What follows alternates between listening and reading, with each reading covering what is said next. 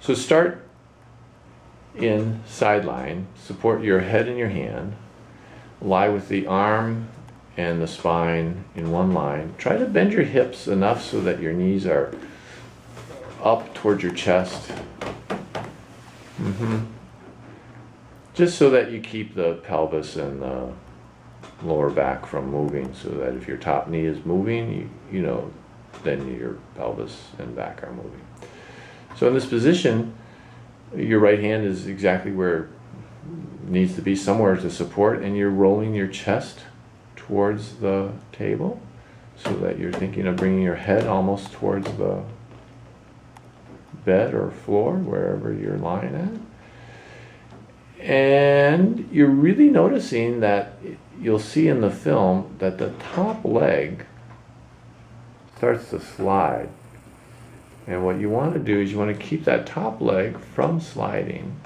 That means you got to pull almost back, a sense of pulling from your hip back as you continue to.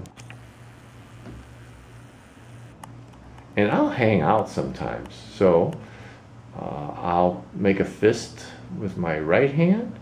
I'll put it under my forehead. Yeah. Or I'll put my fist on top of a book or pillow. And this does bring the head really forward, but it will be working the chest. And then you can come back up. So as you continue this, you can go ahead and roll again forward. And that's it, and you counter twist it with the pelvis. That was beautiful. And I'll just hang out there. And as I'm hanging sometimes out there, I'll just even brush my ribs and chest on the floor a little bit, or the bed, to where I could almost feel like I could slide something in the middle of my body, backwards and forwards.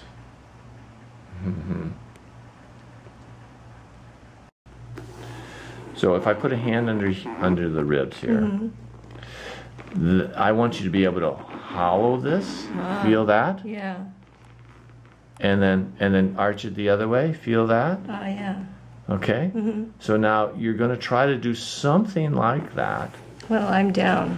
While you're in position, and you might not be able to get as tight of a position when you do that movement. So go ahead.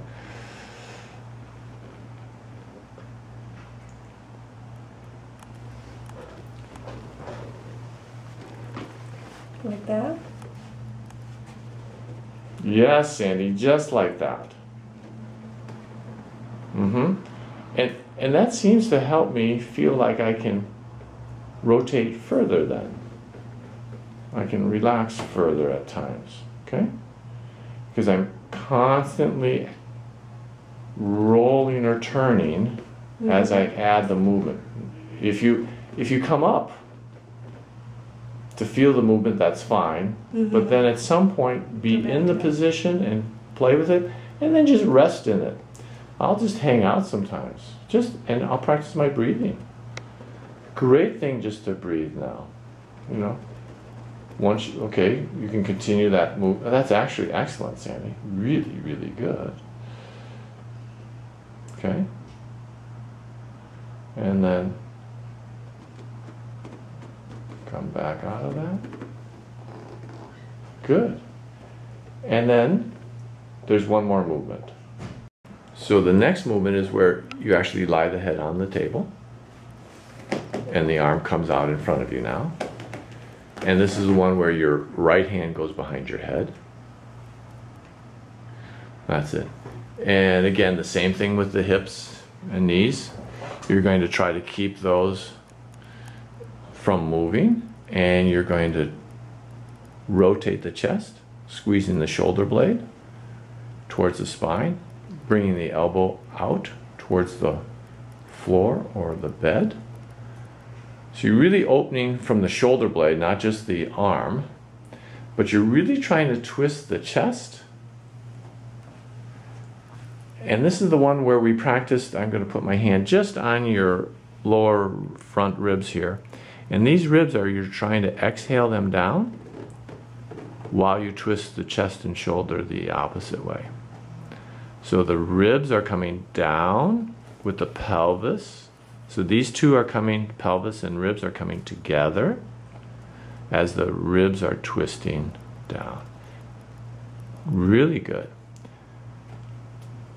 Okay, really is. So sometimes I'll let this go and I'll let myself roll with not paying attention to pulling the front lower ribs down.